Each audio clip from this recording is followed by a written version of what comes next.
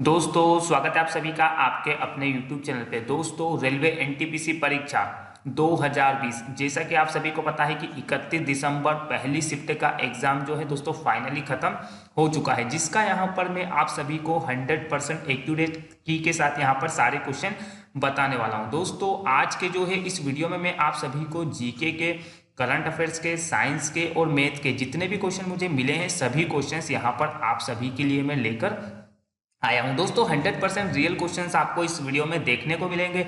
तो अगर आपका आने वाले समय में रेलवे एनटीपीसी का एग्जाम है तो इस वीडियो को आप लास्ट तक देखिएगा, ध्यान से देखिएगा, क्योंकि आने वाली एग्जाम में आपको इसी पैटर्न पर, इसी लेवल पर आपको क्वेश्चन देखने को मिलेंगे। साथ ही में दोस्तों आप सभी से एक छोटी सी रिक्वेस्ट है कि अगर अभी तक आप हमारे टेलीग्राम ग्रुप से नहीं जुड़े हैं तो हमारे टेलीग्राम ग्रुप का लिंक मैंने वीडियो के डिस्क्रिप्शन में शेयर किया हुआ है, वहां पर जाइएगा और टेलीग्राम ग्रुप से जुड़ जाइएगा, क्योंकि टेलीग्राम ग्रुप पर बहुत से स्टूडेंट जो है अपने पेपर शेयर करते हैं और क्वेश्चन शेयर करते हैं और इसका पीडीएफ भी मैं वहीं पर आपको सेंड कर दूंगा। तो दोस्तों वीडियो को डिस्क्रिप्शन में जाइएगा और टेलीग्राम ग्रुप से जुड़ जाइएगा। साथ ही में दोस्तों वीडियो को लाइक नहीं किया तो वीडियो को एक लाइक करिएगा, चैनल को सब्सक्राइब नहीं किया है तो जल्दी से चैनल को सब्सक्राइब कर दीजिएगा। चलिए स्टार्ट करते हैं। देखिए पहला क्वेश्चन पूछा गया था कि केरल की राजधानी यानी कि केरल की कैपिटल क्या है। तो केरल की कैपिटल हो जाएगी आपकी तिरुवनंतपुरम। तो दोस्तों कैपिटल से रिलेटेड क्वेश्चंस आपकी हर शिफ्ट में पूछे जा रहे हैं, या तो आपका कैपिटल पूछ लिया जाएगा, या आपके सीएम पूछ लिए जाएंगे, या आपके गवर्नर पूछ लिए जाएंगे।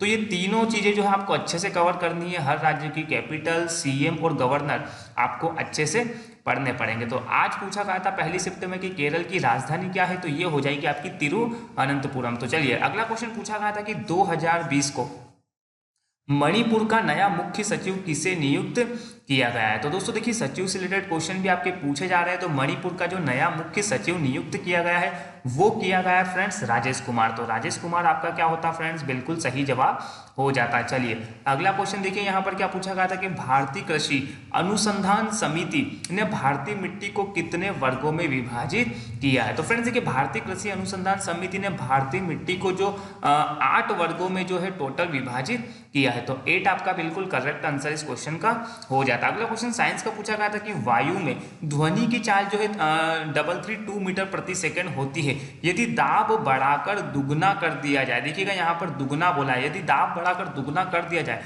तो ध्वनि की चाल क्या होगी। तो ध्वनि की चाल भी क्या होगी फ्रेंड्स, 332 मीटर सेकंड ही आपकी ध्वनि की चाल होने वाली है। चलिए अगला क्वेश्चन कंप्यूटर का पूछा गया था कि फोल्डर व फाइलों के प्रबंध में किस विंडोज प्रोग्राम का प्रयोग करेंगे। तो दोस्तों देखिए जो फोल्डर एवं फाइलों के जो प्रबंध में जो है आपका एक्सप्लोर विंडोज प्रोग्राम का प्रयोग किया जाता है। तो एक्सप्लोर आपका बिल्कुल करेक्ट आंसर हो जाता है। चलिए नेक्स्ट क्वेश्चन आपका क्या पूछा गया था कि नीति आयोग कब बनाई गई थी। तो फ्रेंड्स आप सभी को बताएं कि नीति आयोग जो है आपकी 2 अक्टूबर 2014 को जो है इसका गठन किया गया था या इसको बनाया गया था। चलिए नेक्स्ट क्वेश्चन देखिए यहाँ पर क्या पूछा गया था। अगला क्वेश्चन पूछा गया था कि भारत में उच्चतम मानव विकास सूचकांक यानी कि HDI किस राज्य में है। तो फ्रेंड्स देखिए भारत में जो उच्चतम मानव विकास सूचकांक HDI जो है आपका केरल राज्य में है। तो केरल आपका बिल्कुल सही आंसर इस क्वेश्चन का हो जाता है। अगला क्वेश्चन जो है फ्रेंड देखिए ब्रांड एम्बेसडर से पूछा गया है। तो ब्रांड एम्बेसडर से आपके हर शिफ्ट में क्वेश्चन पूछे जा रहे हैं। CEO से रिलेटेड क्वेश्चन भी आपके हर शिफ्ट में पूछे जा रहे हैं। तो ब्रांड एम्बेसडर और CEO से रिलेटेड क्वेश्चन आपको अच्छे से कवर करना है। तो यहाँ पर पूछा गया था कि नेशनल एंटी डोपिंग एजेंसी यानी कि NADA के ब्रांड एम्बेसडर कौन है। तो NADA के जो ब्रांड एम्बेसडर है वो हो जाएंगे आपके सुनील शेट्टी। तो सुनील शेट्टी आपका बिल्कुल करेक्ट आंसर यहाँ पर हो जाता है। चलिए अगला क्वेश्चन देखिए यहाँ पर अगला क्वेश्चन पूछा गया था कि a prime minister to remember पुस्तक जो है किसने लिखी थी। तो ये लिखी थी नौसेना के पूर्व एडमिरल सुनील कुमार के द्वारा। किसके द्वारा, सुनील कुमार। तो ऑथर के से भी रिलेटेड क्वेश्चंस आपके एग्जाम में पूछे जा रहे हैं, तो इनको भी आपको अच्छे से कवर करना है। चलिए नेक्स्ट क्वेश्चन देखिए क्या है कि कैपिटल इंडिया फाइनेंस यानी कि CI का नया कार्यकारी अध्यक्ष किसे नियुक्त किया गया है। तो फ्रेंड्स देखिए कैपिटल इंडिया फाइनेंस का जो नया कार्यकारी अध्यक्ष नियुक्त किया गया है वो किया गया है हर्ष कुमार को। तो हर्ष कुमार आपका बिल्कुल सही आंसर हो जाता है। चलिए नेक्स्ट क्वेश्चन देखिए यहाँ पर अगला क्वेश्चन पूछा गया था, बहुत ही इजी क्वेश्चन है कि कबड्डी खेल का जन्मदाता देश किसे कहा जाता है। तो फ्रेंड्स देखिए कबड्डी खेल का जन्मदाता देश कहा जाता है भारत, यानी कि अपना देश भारत क्या होता है इस सवाल का बिल्कुल सही आंसर होता है। अगला क्वेश्चन भी इजी पूछा गया था कि ग्रहों की गति का नियम प्रतिपादित किसने किया था। तो ग्रहों के गति के जो नियम दिए थे वो दिए थे केपलर ने। तो केपलर आपका बिल्कुल करेक्ट आंसर हो जाता। चलिए अगला क्वेश्चन पूछा गया था कि रतौंधी किस विटामिन की कमी से होती है। तो रतौंधी नामक आपका जो रोग होता है वो होता है आपका विटामिन ए की कमी के कारण हो जाता है। तो विटामिन ए का आपका क्या होता है फ्रेंड्स, सही आंसर होता है। नेक्स्ट क्वेश्चन क्या पूछा गया था कि फ्लोरिकल्चर के अंतर्गत किसका अध्ययन किया जाता है। तो फ्लोरिकल्चर के अंतर्गत आपका अध्ययन होता है फूलों का। तो फूलों का आपका बिल्कुल सही आंसर होता। चलिए अगला क्वेश्चन यहाँ पर क्या पूछा गया था कि लेबनान का नया प्रधानमंत्री पीएम किसे नियुक्त किया गया। तो लेबनान के जो नए प्रधानमंत्री चुने गए हैं वो चुने गए हैं मुस्तफ़ा अदीब। तो मुस्तफ़ा अदीब आपका क्या होता है फ्रेंड्स, बिल्कुल सही आंसर होता है। नेक्स्ट क्वेश्चन पूछा गया था कि 21वीं सदी के भारत के सबसे बहुमूल्य खिलाड़ी किसे घोषित किया गया। तो देखिएगा सबसे बहुमूल्य खिलाड़ी जो घोषित किए गए वो किए गए रविंद्र जडेजा। रविंद्र जडेजा जो है क्रिकेट से संबंधित है, तो ये भी आपको याद रखना है।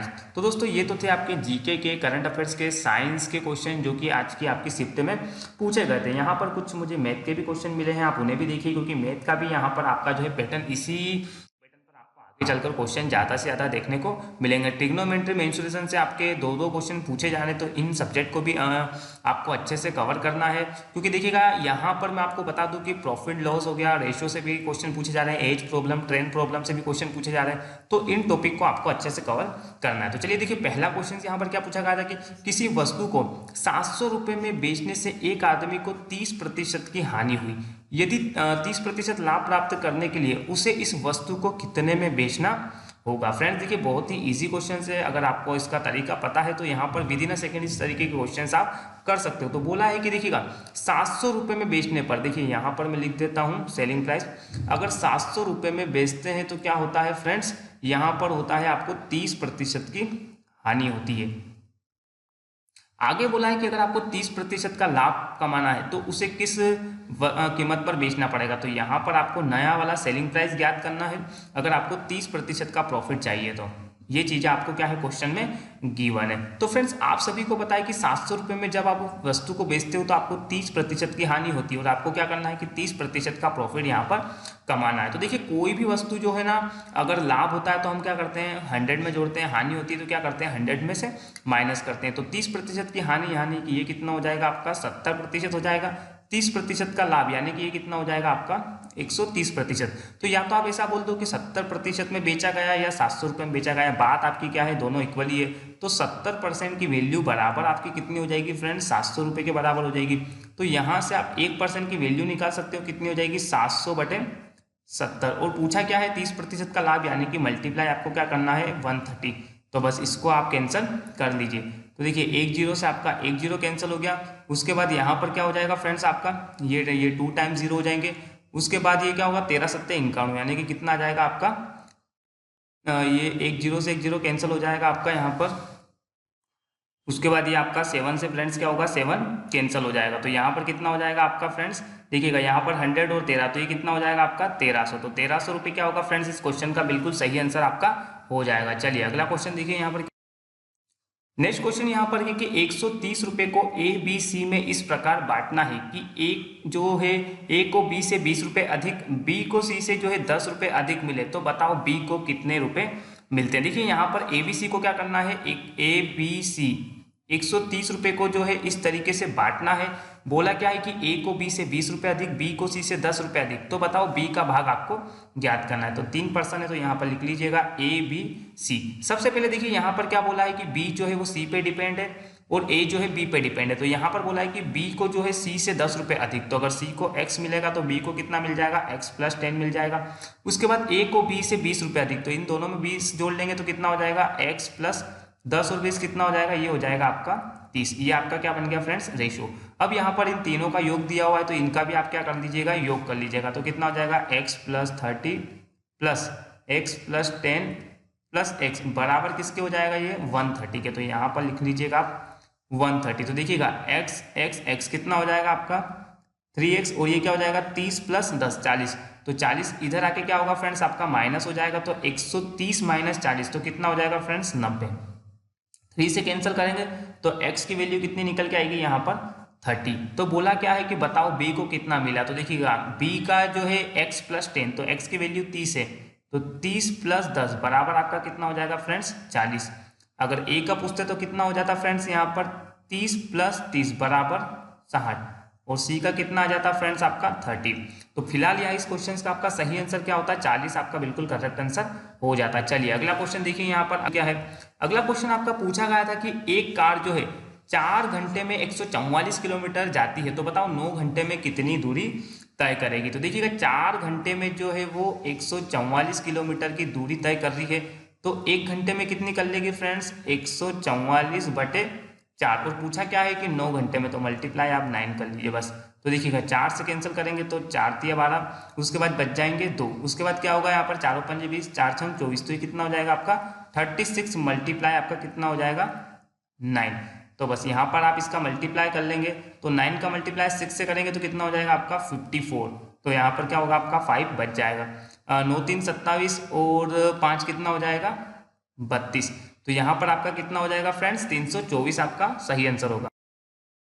तो फ्रेंड्स ये थे आपकी फर्स्ट शिफ्ट में पूछे गए आज के सभी क्वेश्चन। तो दोस्तों वीडियो पसंद आता है तो वीडियो को लाइक करिएगा, चैनल को सब्सक्राइब नहीं किया है तो जल्दी से चैनल को सब्सक्राइब कर लीजिएगा, वीडियो को ज़्यादा से ज़्यादा शेयर करिएगा, जिससे कि जिन भी लोगों का आने वाली शिफ्ट में एग्जाम है उनको यहाँ से डेफिनेटली फायदा